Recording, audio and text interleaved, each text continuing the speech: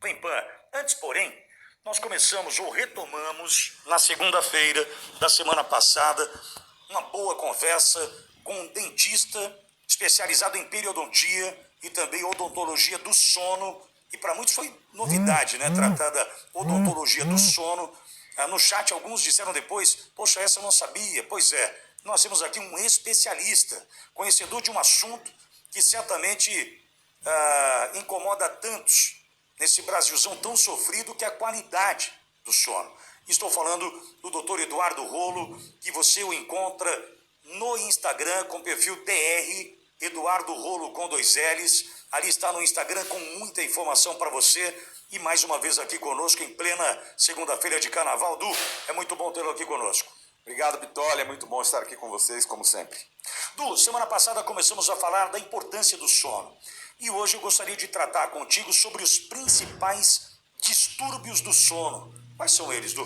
Bom, então, Bitoli, nós temos dentre os principais distúrbios do sono 2 grandes grupos de distúrbios do sono. Então, a gente tem o distúrbio do sono do tipo insônia, que é um grande grupo que compreende uma série de distúrbios do sono do tipo insônia, e o outro grande grupo, que são os distúrbios respiratórios do sono. São problemas na respiração que ocorrem durante o sono. Então, dentre os distúrbios de insônia, a gente tem aquela questão da insônia de manter sono, de dificuldade de ir dormir, ou quando acorda durante a noite, de voltar a dormir. Então, basicamente, seria as insônias aí.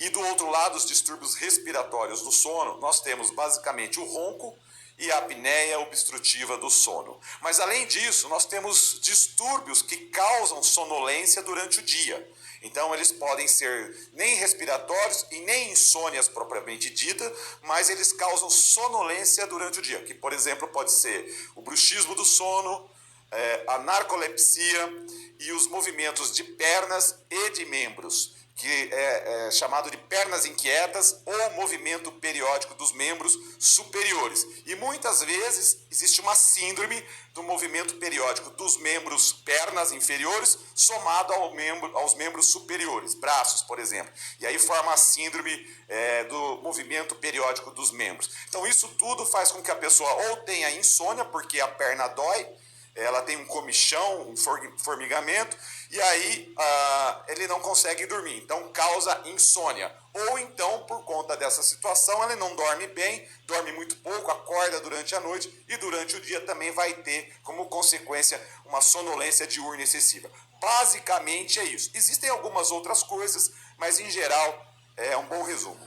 Du, classificando assim os distúrbios do sono, quais são os mais comuns? O mais comum é ronco, apneia do sono, insônia e bruxismo do sono. Esses são os mais frequentes e mais comuns, tanto que, em geral, em torno de 40% a 50% da população tem ronco e apneia do sono. Então é o mais comum. E hoje em dia aumentou muito o quadro de bruxismo do sono e também de insônia. Muito provavelmente tem a ver com uma série de situações que o ambiente em que a pessoa está inserida acaba influenciando o seu dia a dia e faz a pessoa apresentar insônia e bruxismo. Estresse, por exemplo, é importante tanto sob o ponto de vista econômico, sob o ponto de vista de doenças, da pandemia e até, por que não, o seu tema principal, aí, o momento político que o país atravessa. Du, não é possível subestimar nenhum desses distúrbios, tá? E que tipo de exame deve ser feito? Existem exames que podem ser feitos para tentar identificar onde eu me encaixo? Sim, o ideal sempre é a gente solicitar o exame do sono, chamado polissonografia, né? Então, no exame do sono, o indivíduo vai ter todo o seu sono monitorado por uma série de eletrodos. Por exemplo, que horas que ele dormiu, então o eletrodo vai indicar. Que horas que ele acordou, o eletrodo vai indicar. Se você colocar um eletrodo no rosto, na região da face, quando ele apertar dentes fazendo bruxismo, esse eletrodo vai indicar no computador. Vai ter um microfone para medir nível de ronco. Se ele tiver parada respiratória do tipo apneia, o oxigênio no sangue vai cair, isso vai ser medido. Os movimentos de membros, você pode montar a polissonografia com eletrodos, fazendo eletromiografia de braços e pernas para justamente definir se a pessoa tem, por exemplo, esse tipo de distúrbio do sono do tipo movimento periódico dos membros superiores ou inferiores. Então você monta toda uma estratégia de monitoramento do sono e isso é chamado de polissonografia, né? Porque vai gravar num gráfico, a gente vai ter um diagnóstico e esse exame é feito no laboratório do sono, numa clínica de sono. Hoje em dia nós temos, aqui em Bauru inclusive nós temos a polissonografia em casa, a home polissonografia ou polissonografia caseira, onde o indivíduo vai até a clínica, os eletrodos são montados e ele volta para dormir em casa. No outro dia, 7 horas da manhã, ele volta para a clínica para que o técnico recolha todos esses eletrodos e os registros que ficam num polígrafo portátil e aí também facilita, porque às vezes as pessoas têm dificuldade de dormir fora das suas casas. Por exemplo, pessoas que têm parentes em casa que precisam de cuidados, ela prefere fazer em casa. O ideal é fazer no laboratório do sono, porque o técnico está a noite inteira te olhando você dormir. Se algum fio sai do lugar, ele vai lá e corrige. Mas às vezes uma solução dessa em casa pode funcionar bem. Du, antecipando a polissonografia, esse exame do sono, existe alguma forma da pessoa fazer um teste, seja ele mesmo caseiro, existe, se ela sim. desconfia que tem algum problema com o seu sono? Exatamente.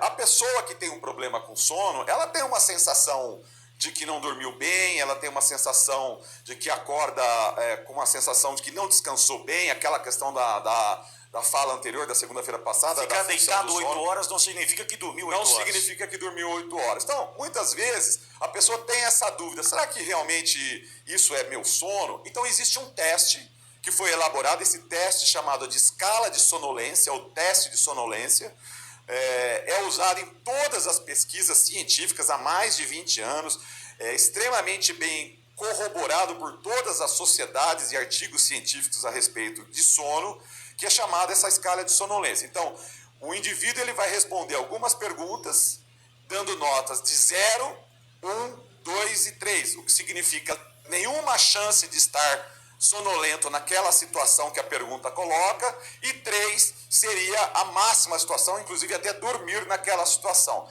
Então eu postei aí para você, não sei se é possível divulgar, eu vou publicar depois da sequência no meu Instagram, né? Então é um número de perguntas ali. Não sei se você quer ler, se você vai mostrar. Onde é que está isso? Você passou para o Edson ou não? Eu passei para você. Ah, tá aqui? Passei para você, tá no seu WhatsApp. Tá, mas vai lá. Vai. Então, aí a pessoa vai somar, vai fazer notas de 0, 1, 2 e 3, né, para cada chance. Então, ó, por exemplo, sentado assistindo TV, qual a chance de você dormir? 0, nenhuma chance, pouca chance, média chance e muita chance seria o número 3. Edson, passei para você, se quiser colocar na tela, por gentileza. Isso, são essas perguntinhas aí. Daí, no final, a pessoa soma o resultado dos valores. Então, uma deu 0, outra deu 1, outra deu 2, outra deu 3. Está lá na tela, Du. Isso, exatamente. É isso aí. Esse é o teste de Epworth. Todo mundo pode fazer, tá? E aí, quando a soma desses números for até 6, é considerado até normal, com quase nenhuma chance de você ter distúrbio do sono. De 7 a 8, você tem uma chance leve para média de ter distúrbio do sono, sim.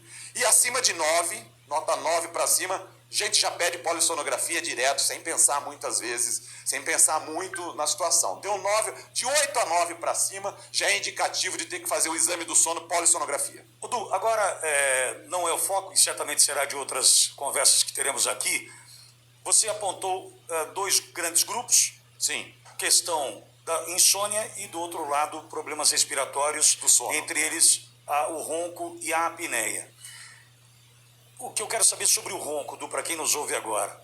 Ele está roncando assim porque ele está cansado. Ele está roncando assim porque ele tomou um pouco mais da conta. Ele está roncando assim porque ele teve um dia estressante. Isso pode definir se simplesmente é um problema passageiro ou o ronco instalado. Tem que ficar de olho, Du. Tem que ficar de olho porque você pode sofrer uma consequência cardiovascular, né? E isso pode levar à condição de vida mesmo, ser grave, né? Mas, de qualquer maneira, o ronco, ele se torna crônico quando você ronca mais de 3 dias durante a semana. Roncou uma vez só na semana, dificilmente vai ter grandes consequências. mas o melhor mesmo é uma consulta clínica, onde a gente possa aplicar esse teste de escala de sonolência e onde a gente possa examinar bem o paciente para definir se aquele ronco realmente pode gerar consequências ou não para a saúde em geral do paciente. Mas, de uma forma geral, você não vê pacientes e pessoas que roncam só na sexta-noite ou só no domingo porque tomou uma cervejinha, tomou um vinho a mais. Normalmente, ele já passa a virar um roncador mais crônico e já vai roncar mais de 3, 4 vezes na semana, até chegar todos os dias na semana. Por quê? Porque o ronco é o ar entrando com dificuldade. O ar entrando com dificuldade na via aérea, na garganta, ele vai inflamando a parede da garganta. Essa inflamação ela começa a ficar crônica, então isso já é um risco. Você não pode ter áreas de inflamação no corpo, em nenhum lugar do corpo, inclusive na mucosa, na parede da mucosa da orofaringe, da gargantinha, por onde passa o ar. Então, se é um dia só ou 2 dias só, ele vai estragar aquela mucosa e mais para frente vai ter mais chance ainda de virar um roncador crônico. 11h46, esse professor doutor Eduardo Rolo Duarte, Du, reforça como a gente te encontra nas redes sociais, Du? É @dr.eduardorolo. Tem um ponto. Então, dr.eduardo Rolo, com 2 L's, no Instagram, todo esse conteúdo aqui, ali à sua disposição também. Certo, Du? Certo. Na sequência, nós vamos falar de tratamento nas próximas vezes. Boa semana para você, Du. Obrigado, Pitoli. Obrigado a todos. 11h40. E antes de nós falarmos das pautas principais desse encontro entre Lula e Fernandes, eu gostaria aqui de lançar para vocês alguns pontos bastante críticos no meu ponto de vista e deliciem-se com essas frases que são realmente preocupantes, né? Desde que nós começamos a ver o discurso até este final, Lula disse algumas coisas que me deixou bastante preocupado, né? Ele falou do problema